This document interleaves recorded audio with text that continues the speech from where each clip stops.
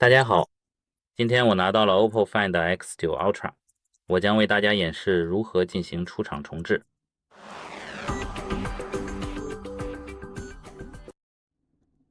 首先，我们需要打开设置，进入设置，然后一直向下滚动，找到系统与更新部分，点击备份与重置，然后选择重置手机，点击清除所有数据。